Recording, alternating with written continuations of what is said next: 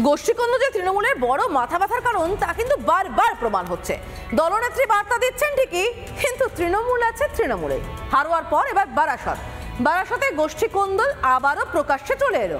মারছেও তৃণমূল, মার খাচ্ছেও তৃণমূল। পুলিশের কাছে তৃণমূলের বিরুদ্ধে অভিযোগ জানাচ্ছে সেই তৃণমূলে। মানুষ কাকে ভালো বলছে আর কাকে খারাপ বলছে খবর কিন্তু আমি রাখি। সঠিক সময়ে সঠিক প্রমাণ পেয়ে যাবেন। আমরা কিন্তু এগুলো কাউন্ট করে রাখি। তৃণমূল নেত্রীর নির্দেশে সার, অথচ শাসক দলে কোন্দল থামার কোনো লক্ষণই নেই। মমতার সাবধান বাণীর দুদিনের মাথায় বারাসাতে প্রকাশ্যে শাসক কোন্দল। 21 নম্বর ওয়ার্ডের তৃণমূল সভাপতি রামপ্রসাদ মিত্রকে মারধরের অভিযোগ দলেরই আসাদুল মণ্ডল ও তাঁর অনুগামীদের বিরুদ্ধে।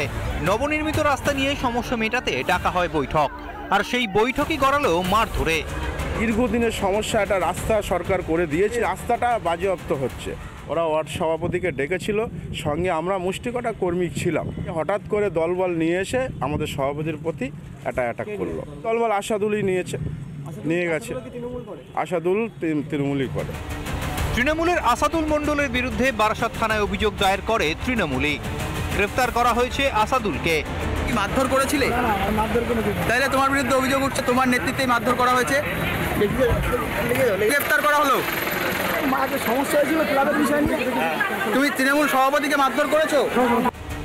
দলের সদস্যদের হাতে আক্রান্ত হয়ে হাসপাতালে চিকিৎসাধীন তৃণমূলের ওয়ার্ড সভাপতি রামপ্রসাদ মিত্র। টিটপ বিশ্বাসীর রিপোর্ট, রিপাবলিক বাংলা। হারোয় হাসপাতালে নাবালিকাকে শ্লীলতাহানির অভিযোগ। গতকালও বিক্ষুব্ধ পরিজনেরা ক্ষোভ উগরে দিয়েছেন।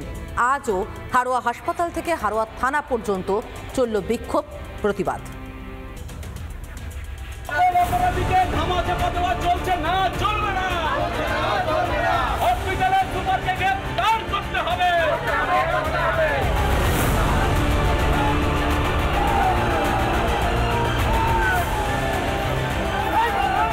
হারোয়া গ্রামীণ হাসপাতালে নাবালিকাকে ধর্ষণের চেষ্টার অভিযোগকে ঘিরে আজও উত্তপ্ত হারোয়া।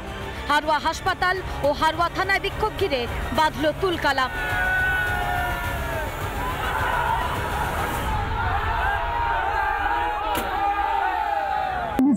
পৌঁছবে হারোয়া থানার সামনে। হারোয়া হাসপাতাল থেকে কিন্তু প্রচুর পরিমাণে কর্মীরা তারা কিন্তু বিক্ষোভ মিছিল শুরু করে, তারা হারোয়াকে সামনে থেকে বিক্ষোভ দেখাবে। কিভাবে মহিলা ওয়ার্ডের মধ্যে পুরুষ প্রবেশ করলো এবং নাবালিকাকে বেড থেকে বাথরুমে নিয়ে গেল, সেই প্রশ্নও তুলেছেন বিক্ষোভকারীরা। অত্যাচার করবার একটা নাবালিকাকে ভর্তি করেছে তার বাড়ির লোক, তাকে শ্লীলতাহানি করবে, অত্যাচার করবে হসপিটালে। স্বাস্থ্যমন্ত্রী মমতা ব্যানার্জি বসে থাকবে স্বাস্থ্যমন্ত্রী হয়ে, তার পদত্যাগ করতে হবে এবং ডিএমওএইচকে পদত্যাগ করতে হবে এবং অবিলম্বে।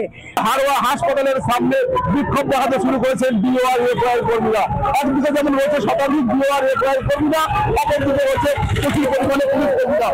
বিক্ষোভকারীদের অভিযোগ, ঘটনার সঙ্গে একজন নয় একাধিক জড়িত। বাকিদেরও গ্রেফতার করার দাবিতে তুলকালাম বাঁধে হারোয়া থানার সামনে। থানায় ঢোকার চেষ্টা বিক্ষোভকারীদের আটকাতে তৎপর পুলিশ বাহিনী। দুপক্ষের ধস্তাধস্তি বাঁধে।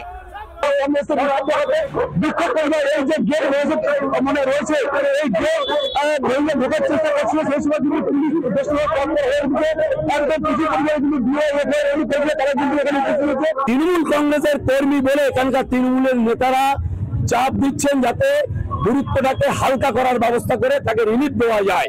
অপরাধকে লঘু করার চেষ্টা হচ্ছে। আমরা তার বিরুদ্ধে প্রশাসনে এসেছি যেন কোনরূপ রাজনৈতিক রং না দেখে রাজনৈতিক শক্তির কাছে পুলিশ তার মেরুদণ্ড না নিয়ে ফেলে। সব মিলিয়ে শুক্রবারের পর শনিবারও নাবালিকা শ্লীলতাহানির অভিযোগে অগ্নিগর্ভ হারোয়া। অর্ণব বৈত্রের রিপোর্ট, রিপাবলিক বাংলা।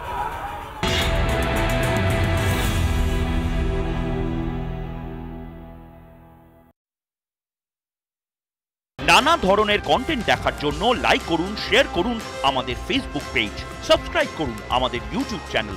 পাশাপাশি অন্যান্য ব্রেকিং নিউজের জন্য অবশ্যই চোখ রাখুন রিপাবলিক বাংলায়।